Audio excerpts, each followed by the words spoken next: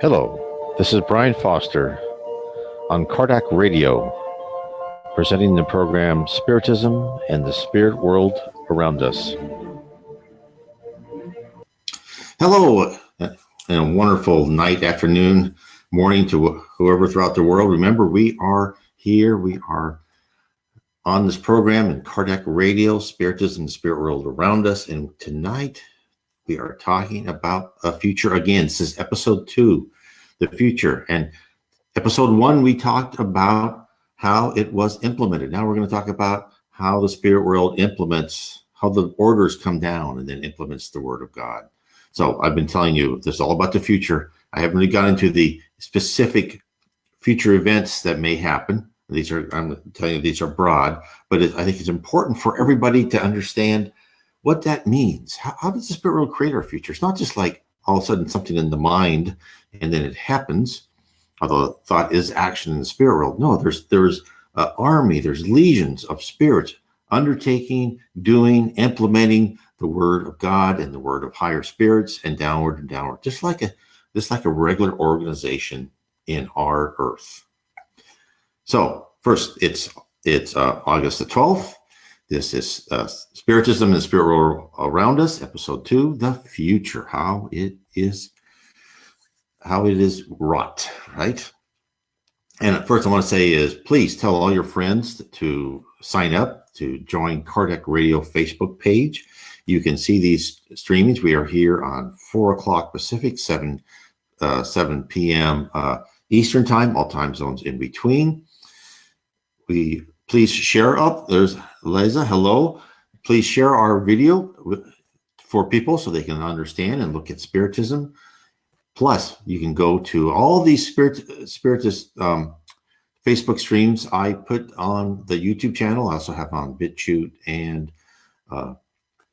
so you can look at these later. Please go to my YouTube channel. You go to my blog, nwspiritism.com, and you can click on my YouTube channel, and then you can sign up for that.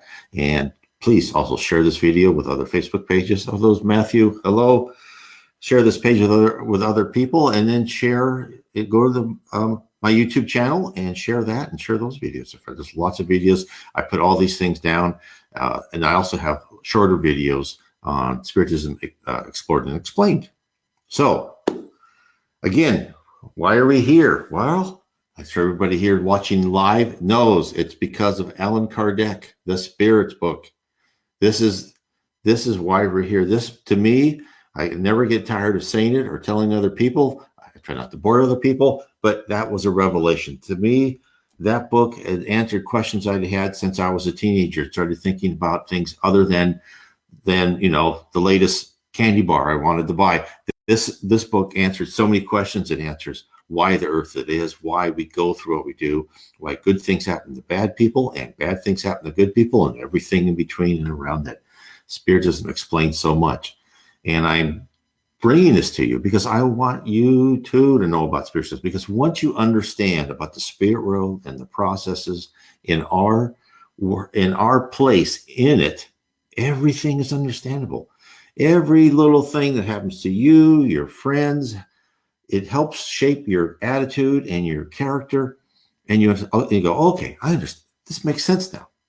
It's a revelation. There's nothing I can say. And the Spiritists call this the third revelation, right? The first revelation was Moses, the 10 Commandments. The second was Jesus. And then this is the third, because Spiritism came as promised by Jesus as the consoler, the spirit of truth that would come to the earth. And Allan Kardec, what is called the codifier of Spiritism. The other thing before I start on the future, is Allan Kardec. The other book I recommend everyone get is The Gospel According to Spiritism. I don't know about you. I'm sure other people are much smarter than I am, but when I read the Bible and all the parables, I didn't quite really parse everything that was there. This gives you so much insight.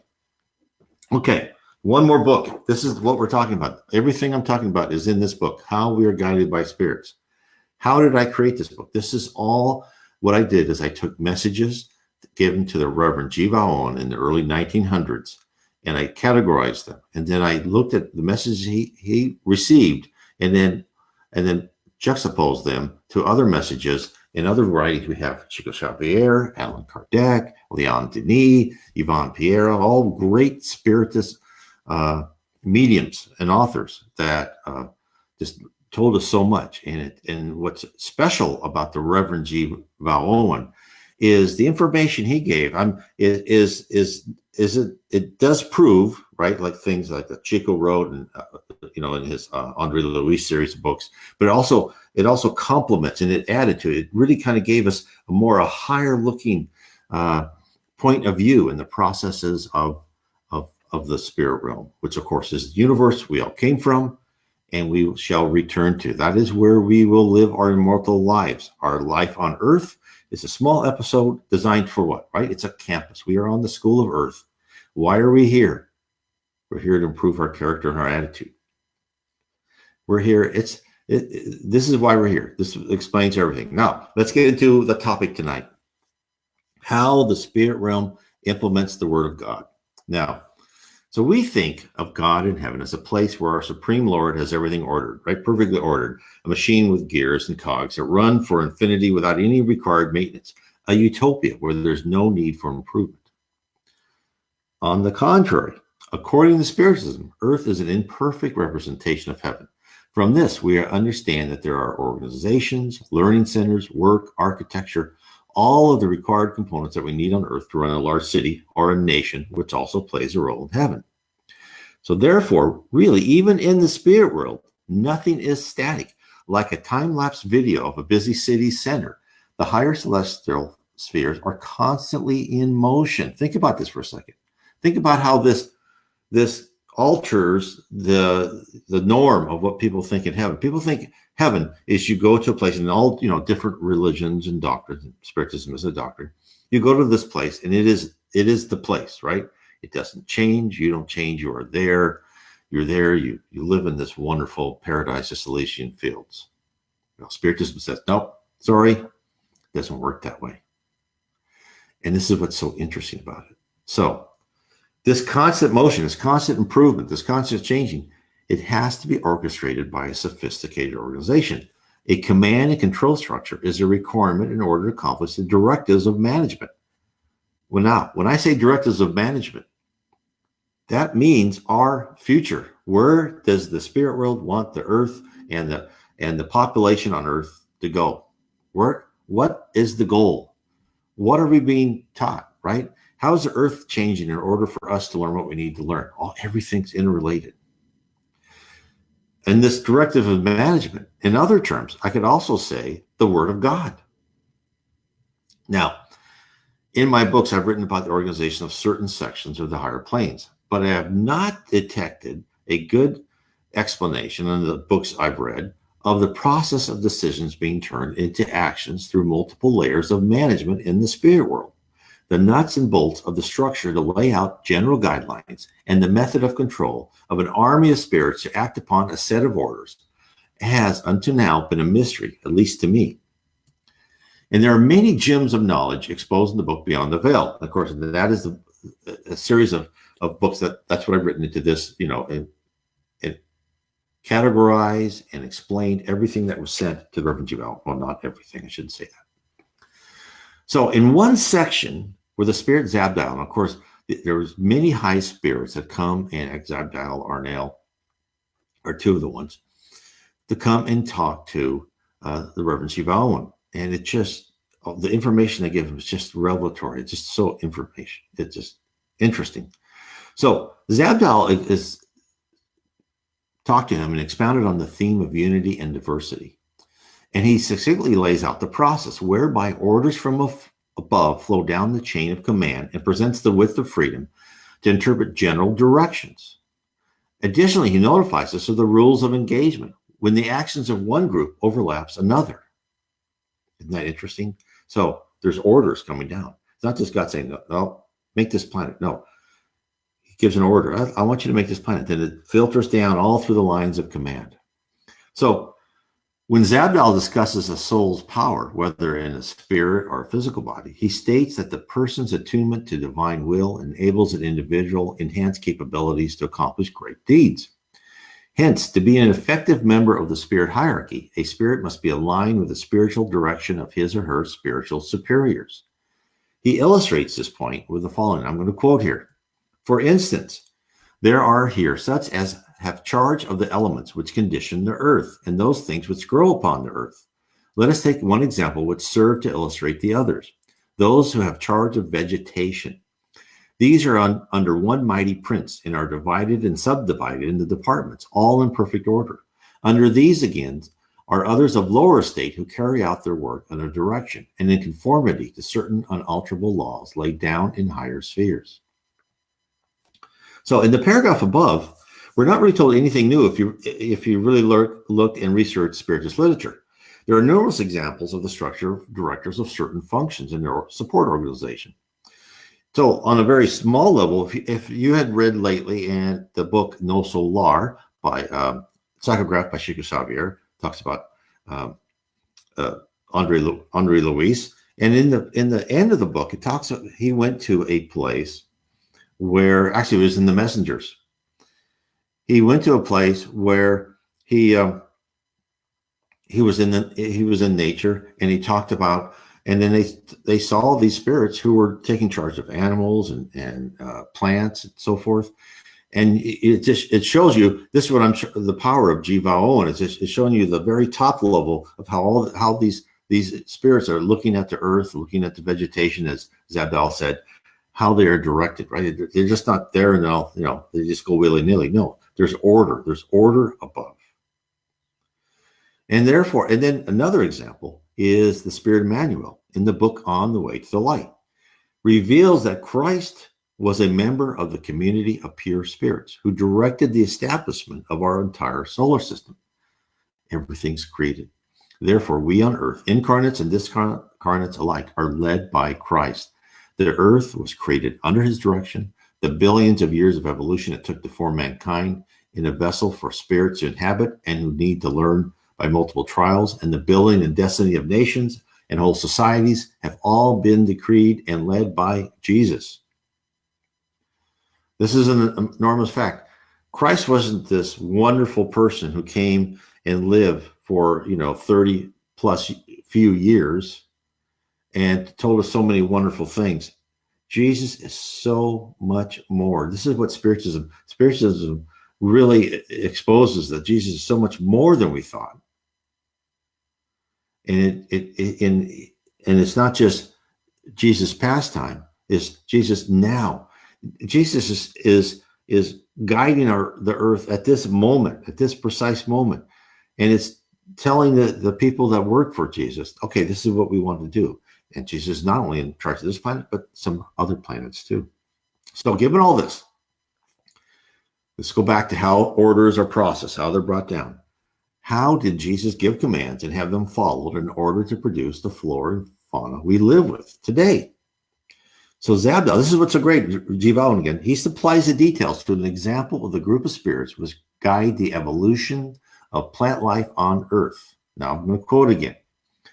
It would seem then that the one rule they must observe in their work is that having planned out any scheme of development for a family of plants, that scheme must be pursued in its main elements and essentials to its natural consummation.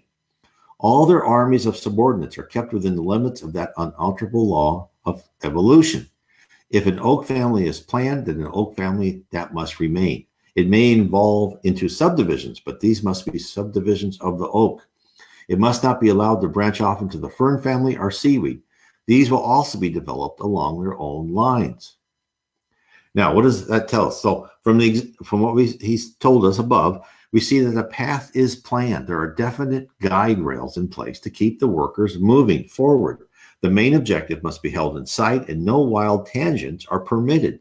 While the road is set, the exact lane within both curves is up to the spirits toiling toward the goal mandated by the higher powers. So in essence, first, if you ever look at plant life or you see these evolution of plants or the evolution of animals and you see this like tree and how this goes there, well, we're just discovering what the spirit world has planned all along. And really that's what science is, right? We're discovering what our earth is like, how it works. Now, what we should know that this didn't happen happenstance. It happened for a plan. And Darwin was right. There's also evolutionary rules, right? And evolution changes things, but it's part evolution, environment, and it shows that it's guided by the invisible hand. Yes, and then Elijah said that the book No Solar demonstrates the love of God and Jesus, and of the discarnated spirits, how we are loved and we're helped all the time, and we can't forget that because we are just surrounded. Go off on a quick tangent there, because if you want to look at what Spiritism tells us, in essence, is you have to look at us here on Earth. It's like if you look at like kindergartners, right? A kindergartner is a child in school or nursery school or whatever, and they're doing things, and they don't even consciously know that the teacher is surrounding them, kind of guiding them what to do. And a lot of times when they play games and stuff, they don't even know they're learning. Well, think of that as us. And this is what we're doing here, and what the Reverend G. Vao Owen is telling us, is he's telling us how we're being led and how we are learning lessons. And we just think this is natural. We think we are creating, this is what we want to do. No. It's our space of freedom is much less than people think it is. Random events. Some spiritists think there's no such thing as a random event. I think there's probably some things that are unexpected, even to the spirit world. I could be wrong, but our ability to set our own future is much more limited than one thinks. Now, let me get back. So let's get back in. Now, Zabdal's great because he discloses, okay, now he just said everyone's mandated to go within their lane, right? And there's different teams that are all set to do things. Next, Zabdal discloses what happens if two teams work at cross purposes, right? Because you may have a oak tree, but then you've got this other plant that may kill the oak tree, right? So this is what he says. I'm going to quote. Another law is that no department of spiritual workers shall be able to negate the operations of another. They may not and often do not work in conformity, but their operations must be along the lines of modifications rather than absolute negation, which would mean destruction. Thus, we find that the seeds of two plants of the same family be mixed. The result will be a mule plant or a blend or a modification. But the seed of one family being mixed with that of another is without effect, and in neither case is effect annihilation. A parasite might entwine itself around a tree, but then ensues a fight. In the end, the tree is usually worsted and pays the penalty of defeat, but it is not suddenly laid low. That fight proceeds, and indeed sometimes the tree wins. But it is recognized here that those who invented and carried out the parasitic idea have in the main won the battle of the forces. So what is he telling us? Again, haven't we seen this in successful companies, right? The supreme intelligence have set up a system of positive conflict between teams, whereby different groups could be in competition with one another. On the other hand, they both serve to improve the quality of the products they created. No group is allowed to utterly destroy what the other developed. If a defect is found, then the time is granted to modify the effective creation to strengthen it. Darwin was right about the theory of evolution. What he didn't know that there are spirit teams subtly influencing modifications to DNA to achieve the desired result. It even happens in us humans too. When a person is born, it's not just it's a combination of heredity, and then also for some people, not all, spirit world will actually modify DNA. One example is, let's say a person's supposed to be a physician, a surgeon. That person will be given better coordination, more calmness in the hands for that person to eventually grow up and become a surgeon. So they don't do that because they think, oh, it might be a 4% chance that he's going to be a doctor. No. They kind of know. That's what I'm telling you. Your destiny is pre-planned for the most part. So each group has a plan, and sometimes they work in concert, and in other periods they are in competition. No matter what, their work always follows divine will. Now, we know capitalism, right? Capitalism is a natural order because it creates diversity. It's competition. Capitalism is competition. Some people win, some people lose in that goal, but it's always you become stronger. That's why capitalism is a very resilient path, right? That's why socialism fails. The spirit world has told us, and even in Emmanuel's On the Way to the Light, that is not communism, socialism, this central, this government ownership of means of production and capital. This is not supposed to be. It's not going to work. We humans are not wonderful enough to let that to decide what can be built or what not be built. It has to be a creation. It has to be in competition. It has to grow organically. That's, again, those are lessons we have to learn. So what do you see in a lot of successful companies? Disparate teams working for an overall goal, but with the freedom of action to advance to their target, while in a friendly rivalry with others, create a myriad of ways to reach a common destination. The genius of the supreme intelligence has created a machine to never fail to reach whatever is desired and to arrive at the goal via the optimally efficient and beautiful path. And that's important to learn. If Jesus wants us to this planet of atonement, why we're here, right, where we have to learn through trials and tribulations to become a planet of regeneration, where that hate and envy, wars, all that is greatly reduced and eventually disappears. If Jesus in the spirit world wants us to achieve that, we will. Now, the timing is somewhat up to us. The timing is how much we learn in each life as a collective humanity. Zabdal explains how the unity of purpose, orders from on high, facilitate diversity in execution and results. This is what he says. And now I must tell you something which I've hinted already, in which you may find difficult of acceptance. All these main principles, even when diverse in action, are planned in spheres higher than my own by high and powerful princes, who hold their commission secure under other steel, who hold theirs from others above them. I use the word diverse in preference to antagonistic. For those high ones, antagonism does not find a place, but the diversity of quality and wisdom does. And it is the cause of this wonderful diversity in nature as it works out in its procession from those higher realms outward through the lower spheres into what is visible to you on earth. That's amazing. So it's really just opening the whole process. We, in our current time on earth, believe wholly in science without spirituality. Science is correct. There are natural laws. There are mathematical models of how the universe operates. And yes, there is evolution. Yet behind all of it is a foundation of divine laws upon what we see, hear, and touch is based upon. While species compete and fight with each other, there are spiritual teams that sit above, determining when a branch of a family tree should be allowed to fall or to impose a slight transformation to carry on the experiment. The spirituality, God, the supreme intelligence, whatever you want to call it, guides the earth, and we are here for a purpose. We are part of a larger plan. We live on a planet made for us so we can acquire the wisdom we so sorely need. There are spirit teams who plan our lives and evolution, just like teams which plan the arc of all vegetation on earth. The central lesson for attempting to read between the lines for any prophecy of the future, this is why I'm giving you all this base, all this foundation, is that our transit from present to beyond is always dynamic. There's people working this. While the target can remain the same, right? This is the target, right? The path is influenced by multiple factors and by many departments in heaven. And as such, we must be ready for events to not unfold as first presented, but to come in mysterious ways. Through it all, we need to retain our faith, and the journey will end up at the selected location. Now, analyze what Zabdal communicates about our globe. This is what he says.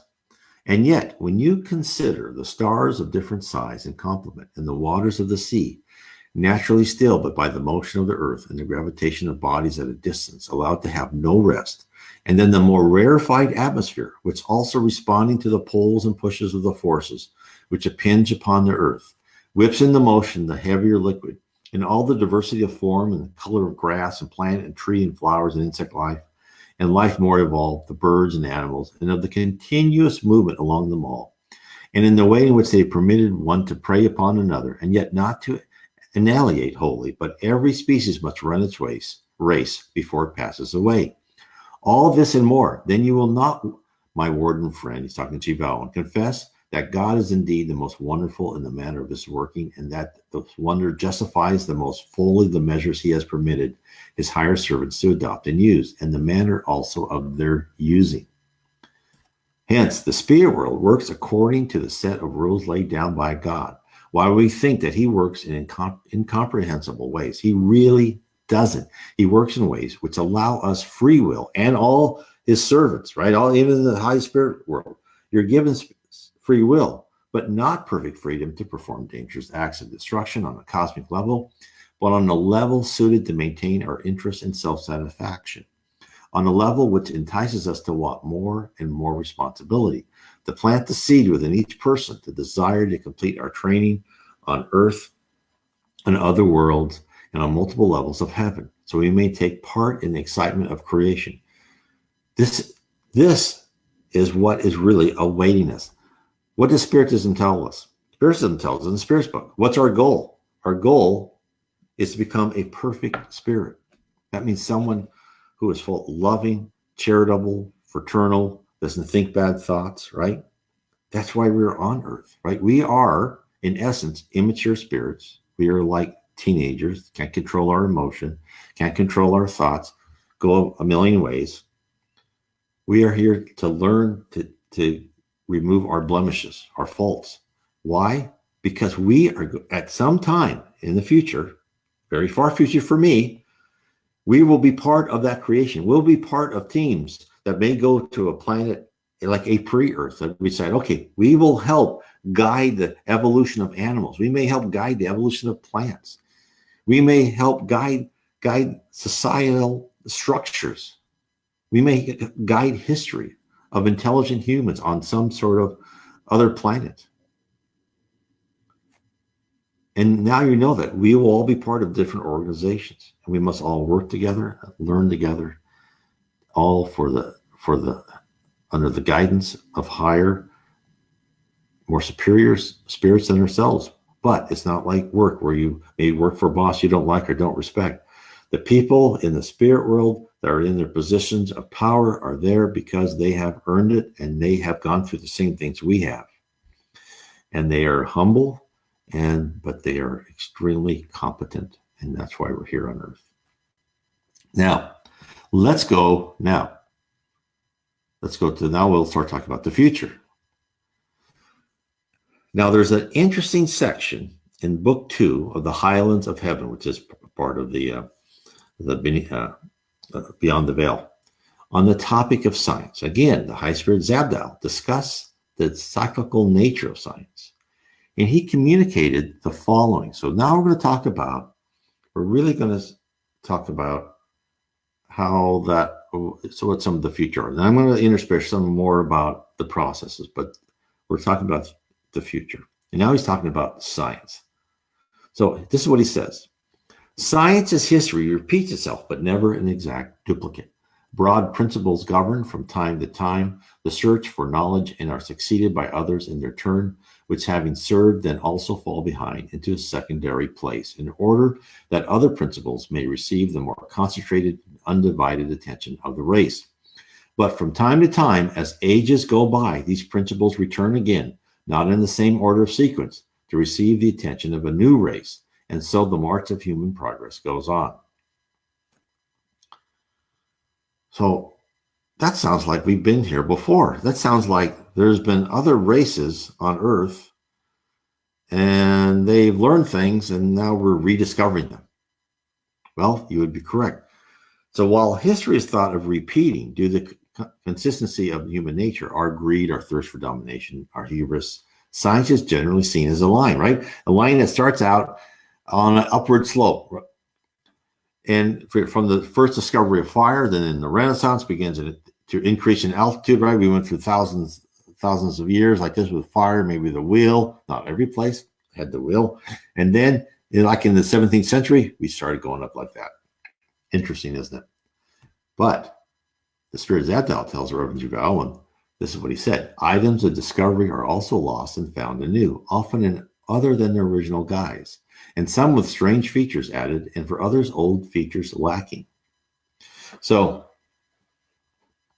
yes, there could be civilizations existing. So when one thinks back on the knowledge lost during the Dark Ages, Zabdal's thesis that science flows in a cycle has some strong evidence supporting within our own current human understanding of where we've been, right? Because we've all been told since elementary school, there's, primitive humans, Neanderthal man, the Cro-Magnon man, and they got fire, started planting, right? Like this. But if one looks at the world where India and China, for instance, didn't experience a great social disintegration, scientific discoveries didn't regress. But this isn't what Zabdal meant at all. To the modern science means at the base, following scientific methods, facts must be presented, experience must be reproducible before any theory can be accepted as a fact. In essence, the approach to science inspired by Aristotle and brought further along by the efforts of Roger Bacon. Science today is only what can be proved and is purposely devoid of any spiritual essence. Now, but Zabdal has a different point of view of what we mean as science. This is what he says. There was a time when science did not mean what it means to men today, when there was a soul in science, and the outer manifestation of matter was of secondary interest. Thus it was with alchemy, astrology, and even engineering. It was known in those days that the world was ruled from many spheres, administered by countless hosts of servants, meaning the spirits that are helping, acting freely of their own will, but within certain straight limits laid down by those of greater power and higher authority. And men in those days studied to find out the different grades and degrees of those spiritual workers, and the manner of the service in the different departments of nature and of human life, and the amount of power exercised by each several class. And they found out a considerable number of facts and classified them. But as much as these facts, laws, and regulations, conditions were not of the earth sphere, but of the spiritual, they were fain to express them in a language apart from that of common use. What is he saying? Zabdal speaks about the science of spiritual exploration. This is exactly what Allan Kardec wanted to, it was Spiritism. Spiritism is a science, religion, philosophy, and science working together. That's what he wants to bring back. So the attempt by men and women to decipher the processes of the spirit world and how we on earth are affected by the spirit realm. In the book On the Way to the Light by the Spirit Emmanuel, psychographed by Chico Xavier, again, On the Way to Light, I recommend everybody to read that. It's just a great book. Emmanuel, when he lays out the history of the world and how it is guided by the spirit realm, talks about ancient science. So again, this is how the books that I've done, right? The future and everything, and from the Reverend G. Bowen is actually adding to the other books by Emmanuel and Nandri Louise and other authors that Chico Xavier psychographed. This is what he said. The psychic scientists today were familiar to the mage priests of the temples, the fate of the dead, and the communicating with them, in addition to the plurality of existences and worlds, were for them problems that have been solved and understood. A study of their pictorial arts is evidence for the truth of our statements. Now he's talking about Egypt here, ancient Egypt. In a large number of frescoes, earthly humans are portrayed accompanied by their spirit double. Their papyri tell us of their advanced knowledge in this area, and through them, modern Egyptologists have recognized the fact that initiates knew about the pre-existent spirit body that organizes the world of things and form. Their knowledge regarding the sun's energies with respect to human magnetism was far superior to that of today. Such knowledge gave rise to the procedures for mummification, whose formulas were lost in the indifference and apprehensiveness of other cultures. Their kings maintained the highest degree of initiation, and they held all the spiritual powers and all the sacred knowledge in their hands. This is why discarnation triggered the magical concentration of all wills in the sense of surrounding their tomb with veneration and almost respect. This love did not only manifest in the solemn act of mummification. The ambient of the tombs was also signified by a strange magnetism. So hence, the quest for learning was the broader pictures of the meaning of life. Once the meaning was discovered, and then the entire complex process of how our lives are organized and directed were explored. The ancients wished to understand everything they could about the spiritual realm, for they realized that our physical time on earth was but temporary, and all of us would return to where we belong. The Druids called it the other world. Zabdal tells us that the fairy tales of Europe and of the stories of magical wonderment coming out of the East were derivatives of knowledge lost from ancient sources. That knowledge from eons ago about the spirit realm has metamorphosed from exact definitions and descriptions into mythical stories and fairy tales. Zabdal presents us with an example of the lost science. This is what he says. There is a story of Jack and the Beanstalk. In the first place, look at the name. Jack is the colloquial for John, and the original John was he who wrote the book of Revelation. The beanstalk is an adaptation of Jacob's ladder, by which the upper or spiritual spheres were reached. Those spheres, once attained, are found to be real countries and regions with natural scenery, houses, and treasures. If you've been listening to my talks, you'll know that's all true. Let me carry on with the quote. But these are sometimes held by guardians, not altogether in amity with the human race, who, nevertheless, by boldness and skill of mind, are able, with natural quickness of character, to prevent those guardians from regaining possession of those treasures of wisdom and depriving the human race of the right won by the conquest of a bolder sort. Now, this is picturesque. This is quoting from Zabdal, and is made to assume a quaint and even ludicrous guise by reason of its being handed down from age to age by those who did not understand its deeper import. Had they done so, most certainly they had not nicknamed the original as Jack. But as customary attire of dress will show you, this came about in an age when things holy and spiritual were had in light, esteemed by the reason of the inability of men to realize the actual presence of spiritual beings among them. So they also garbed a demon and gave him spiked ears and a tail, and for a similar reason, that his actuality to them was mythical. The personality they made of him was mythical indeed. What's he telling us? It's telling us that the spiritual teaching of the Druids were handed down from generation to generation, and for each cycle, slight transformations were made. Then when the Romans had successfully eradicated the Druids, they fought hard with the Druids, just like they fought hard with Christianity. Notice that the Romans, just a quick tangent here, Romans accepted gods from all over the place, accepted religions all over the place. Why did they want to destroy the Druids? And why did they want to destroy the Christians? They wanted to destroy the Druids and the Christians because of really one of the main reasons is the belief in the immortality of the soul and the reincarnation. The belief that you could be a Roman senator and come back the next time as a slave. The belief that there are more important things than any governing organization on earth. The Romans would accept any religion as long as you believe that what the Romans told you was in concert from what those other gods told you. The moment you stepped above that and you thought that you were just as good as anyone else, even though you were a slave, they didn't like that. So, what is this telling us?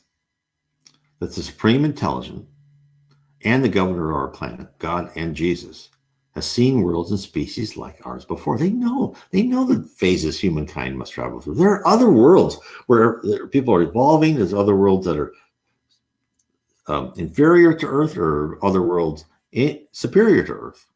All this stuff has been done. It's like going through seventh grade, and everyone goes, "Yeah, the seventh graders will teach them this, and we'll teach them that. Oh, they'll probably screw that up, but it's okay. Even though they screw it up, they'll learn something from it, right?" This is exactly how we're looked at from the spirit world. Phases that humankind must travel through to reach the goal to progress from a planet of atonement, right, where we are now, right, where we have to learn through trials and tribulation what we did wrong before to change our attitude, to a planet of regeneration, from a planet where immature souls must pay for past wrongs and learn to live as civilized humans, to a world devoid of hate, envy, and wars between nations. And then I also want to say, as I think someone said, I think Matthew, when he talked about civilization, also in the book On the Way to Light, they talk about Lemura and Atlantis. They say even in Atlantis, also Emmanuel has talked about this On the Way to Light, is that in some things, they even had like radio waves. In some things, Atlantis was, well, probably not, maybe not now, but it was very close to us, like in the 1950s or so, as far as scientific improvement. And that the spirit world says, okay, well, you're getting very technically advanced, but spiritually, you're still pretty primitive. We're going to bring you down a notch. This is how we are being led, right? Spiritism tells us, Lemuria, Atlantis, the Atlantis Society. You know, if you read Edgar Cayce, the things he says is amazing.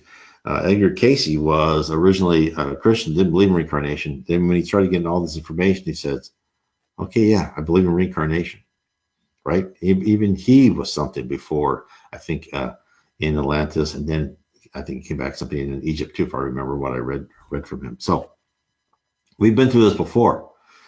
Some of us could have been Atlanteans, and we probably did our best to accumulate materialism, but we didn't do our best to be spiritual. So that's what we need to work on now, right? So to reach that goal, right, to be a planet of regeneration from a planet where immature souls must pay for past wrongs.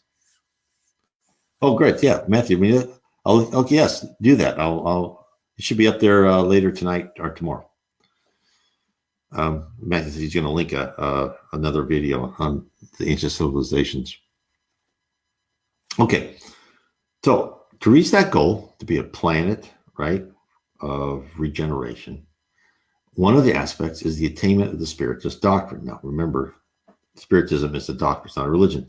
What they say in the future is that religions will take the doctrine and then say, okay, yes, yeah, although like Buddhism already says there's reincarnation. But Spiritism has three aspects that work together to provide the scaffolding, which encompasses the ever-growing pool of knowledge. First is philosophy. The Spirit books, which is this book right here, laid down the foundation for the relationship between the spirit and the physical world, the eternal questions of our creation.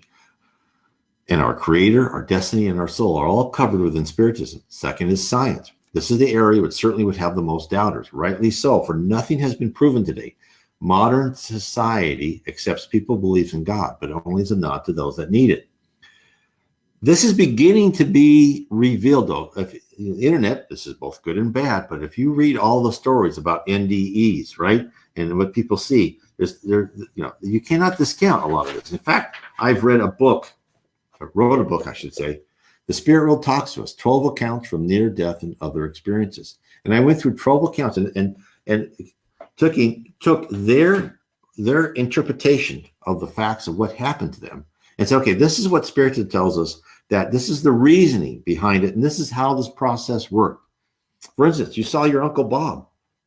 Uncle Bob looked normal, but then this angel came down. You couldn't even make it out. Well, I said, this is why the angel was bright. This is why Uncle Bob came. This is why he came so fast. I mean, it's all explained by Spiritism. So, and also they tell us eventually science will expose all this. It will expose the spirit world. The third leg of the stool is religion. To be clear, again, I'll say it again, Spiritism does not consider itself to be a religion. Spiritism is a doctrine, a way of life. There are no rites, no churches or temples, and no one who would function as a priest. There is a moral code, a set of divine laws that is implanted in each of us so we may instinctively sense the right path. Now, what we're saying, Spiritism is saying, this is the laws you must follow. No, what Spiritism is saying is that you need to listen to your conscience. We are all born with a conscience. This is why people feel stress. This is why when you're doing wrong things, and I've been there too. So when you're doing things you know is wrong, now, what do most of us do when we're teenager and young adults, even adults, right? We spend most of our time rationalizing away why we can do something, even though we kind of know we shouldn't, right? This is what Spiritism is trying to tell us: is listen to this inside you. God has put in each one of us. This is our connection, right? There's two connections in the past lives: our conscience and our instincts. Those are all connected. Because our conscience, as we go through life after life, it's like a library, right? We because there's nothing black or white. There's always shades of gray. And we start learning, okay, this is how we should interpret this situation and try to do the right thing. Not always, right? We're learning. Don't beat yourself up about it. And therefore, our desire for material goods often masks our good intentions. We do realize what we should or should not have done, and this is precisely the basis for a struggle on earth. I tell you, once we are able to follow the road of love, charity, and selflessness, we shall leave this period of our education and begin the next. Thus, the culture of materialism, which denies all but we can see and touch and possess, is due to be modified over time. Modern science, an example of the absolute materialistic purity demanded by our times, need to balance physical experiments with spiritual. And Zadal tells us what will occur. This is what he says. This is a quote. Thus, in other guise outwardly, but inwardly more akin, The broad principles which governed the Egyptian astrologers and the wisdom which Moses learned. I'm going to stop here for a second. Moses was a medium extraordinary. That's what Emmanuel said in On the Way to Light. He was a medium that was just so powerful. It was amazing. And the wisdom of Moses, I'll go back to the quote, which Moses learned and used to such effect is returning today to lift men up a little higher and to put a meaning into that dead materialism of the past, which handling things produced of the energizing of life, shells, bones, and fossil stones, denied the author of life his place in life's grand arena. It spoke of the orderly working of natural law and denied the one source of all order and all working. It spoke of beauty and forgot that beauty is not unless the spirit of man perceives it, and that spirit is because he whose spirit is forever. So what did he tell us? We see, what he says right now, we see and we study the object, right? But never acknowledge the force behind the object. We refuse to notice that nothing is created or persisted without the will of the spirituality. Yes, there are natural laws which we can interpolate, but there is a will and a meaning behind each, and we spend no effort in deciphering the background for creation. Zabdal tells us that the spirit world is not idle. They are never idle. They are pushing us towards the goal of cementing science and spirituality. This is what he says. We are watching and we are guiding as we may, and opportunity is given us. If men respond to our prompting, there's an age to come more full of light and beauty of love and life than that just passing away. And I think they will respond, for the new is better than the old. From behind us, we feel the pressing of those higher wisdom and power as we look earthward. And so we do what we are impressed is their intention and desire. So according to Zabdal, progress is being made. Now, Zabdal communicated that message that I just quoted to Reverend G. Vowell on Friday, November 12th, 1913. Although those books weren't published in the 1920s. The same message was delivered to Chico Xavier by the spirit author Andre Luis in the book In the Realms of Mediumship, published in 1955. So, and that was explaining about how we are uniquely tagged, and that someday scientists working on expanding our knowledge are fulfilling the plan to discover other planes, dimensions, and universes. In essence, and that was in the beginning. The manual actually wrote the preface for the Realms of Mediumship, telling us that no matter what a scientist today, I'm talking about today, believes as regard to a higher power, he or she is working toward the day when the existence of the spirit world can't be doubted, which the Spirit's books by Allan Kardec tells us will occur one day.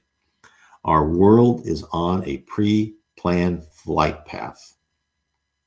It may take longer than planned due to our obstinacy, but we shall arrive at the destination. Science and spirituality will be coupled along with philosophy, and out of that shall emerge a better world, a world where the terrors and uncertainties of the past are left far behind. The day will come. So as you can see, we've had ancient civilizations, we've had creations and destruction. We are just on one phase of that. We are just on one phase. Now, what Spiritism tells us and what Chico Xavier has told us and revealed to us is that we are planned to become a planet of regeneration. Now, we were close, from what Chico Xavier said, that we were close to being brought down completely. And in fact, what he said in 1969, these group of community of pure spirits met and said, oh, well, what happened in 1969? Men went to the moon. They said, look, technologically, the men went to the moon. They got nuclear weapons. They're threatening each other. There's massive wars. Let's do it just like what we did to Lemuria and Atlantis. Let's bring them down again. And what they said, it was Christ intervened, said, no, let's give them 50 years. And if there's no nuclear war in 50 years, then we'll keep going on this path. Well, 50 years is up in July 2019, which is 11 months from now. So we shall see if what it was said, if we carry on beyond July 2019, then more things will happen. We'll actually accelerate. In fact, I think it's already planned. I'm not too worried about it because what I've heard within from spiritist mediums and other people, that there's a lot of people reincarnating on this earth. Now, when we talked about the future, let's talk about this one more thing about the future. So if you want the future of society, human race to advance, what do? Well, you implant, you reincarnate people who will change the culture, who will change the society, who will bring new inventions to the world. So many people, and spiritually too. In fact, I've heard is that Buddha will be reincarnated. Socrates will come back. These are people that were like 400 years before Christ came and kind of highlighted and foreshadowed the coming of Jesus. So these people will come, and other scientists will come and give us new inventions that we shall use. Also, what Chico said, that aliens will come. Actually, I believe they've been here, but they will reveal themselves and help us out. But what will happen is our science will advance, but then also it will say our spirituality will advance. And people with NDEs have seen this same thing. In fact, I know this while I was at this talk, this one lady who said she was told that there was a scientist, and I believe he had like an Eastern European name, but he was in France. He actually, proved the existence of a spirit world. That will happen in the future. That's what she was told. Who knows? All these things are very interesting to see and see if they work out. But what I wanted to do in this talk is really talk about the future, what it means, because to understand, when you hear people talk about this is going to happen in the future, all these talks I'm telling you is that you have to look how we got here. And to look how we got here, this will help you know how we're going to get there. Now, when a medium tells you, oh, we're going to have World War III in 2024, and that person, and you read that person did that 20 years ago, that may have been one of the plans by the spirit. That medium may not have just said that for, just to be famous or something, or most of, probably not. That could have been one of the plans by the spirit world at that point in time. But remember, this is dynamic. As they see us, it's just like a teacher with students. As students are learning, they will bring in new lessons, new ideas how to teach them, right? And they will guide the class. We are being guided by the spirit realm. We are being guided to the future. Now, the main target is always there, a planet of regeneration, right? We're not going to have wars between nations. We're in the spirits who are too primitive, which I mean is when I say by primitive, people who commit crimes, people who are completely materialistic, don't believe that, want to accumulate a lot of money, not caring how they do it, right? It could be nefarious, or it could be, where they create products that are actually harmful and they don't care, or, very low quality. People like that will not be on the planet of regeneration. They will go to another planet of atonement, or maybe with some other level where they will be given the chance to keep learning and someday belong on the planet of regeneration. No one is ever left behind forever. There's no hell. There's bad places, but you're only there for a period of time until your attitude and your character becomes better, right? So you learn that love is really what's important, not material existence. So I think we come to the end. I just want to thank everybody. It's been a wonderful night of talking. I will upload this onto the YouTube channel. Please share this video with other Facebook pages. And then you can go to my YouTube channel. Please subscribe. And also I have on BitChute, I upload the same thing up to BitChute too, to make sure it's there. Always have an alternative since YouTube seems to be censoring more and more people. I believe in free speech. I may not agree with you, but even the spirit world tells us we need free speech. We need to listen to everything, even if it's slightly ignorant or wrong. It's all good. We need to learn to, whatever's told us why we're here, we're learning to filter that through our conscience, decide if it's good or bad, if it's good for other people, good for ourselves. And that is how we learn to become better spirits, not to be guided and stopped from hearing other things, right? We are here to be polite to other people, be helpful to other people, and not to forcibly make people believe what we believe. That's very important. Okay, I want to thank everyone. It's been a wonderful night. Remember, every Sunday at 7 p.m. Eastern, 4 p.m. Pacific, all the time zones in between and around the world, we will have this Facebook live streaming on Kardec Radio. And also, I want to tell you is that I'll put links below when I do my YouTube channel. You can also find them on my blog, nwspiritism.com. How We Are Guided by Spirits, book 3. That's what I'm talking about right now. I've gone through the first 2 books. And here's book 1, Heaven and Below, book 1 of Spiritism. I would get all 3 of them. I think they will tell you a lot. And they will actually, if you've read Chico Xavier and those type of books, you will actually learn more things on top of that. There's nothing more interesting than reading books about spiritism and books about the spirit world. It just kind of gives you your whole place. So anyway, but remember, again, this is really the head. You should, if you're interested in spiritism, that's really one of the first books you should read. And you can get this and his other books all on PDF. So you can just look up Allan Kardec and then PDF on DuckDuckGo or whatever, and they'll come up. That's how I started. I found them on PDF. So again, please, and if you want to, on my site nwspiritism.com, I have a link to like meetings, and it says that other places, whatever city you're in, you can find spiritist centers near you. So there's a lot of information out there. It's what spiritism does. What we're told in spiritism is we're not here to sit on the street corners and say, repent or you're going to be doomed. No, we just lay information out for you. Say, okay, here's information that we've heard from spirits. This is what we believe. This is information for you. If you want to pick it up, fine. If not, don't worry. You're going to learn this eventually. So anyway, I want to say everyone good night and God bless everyone. Thank you so much.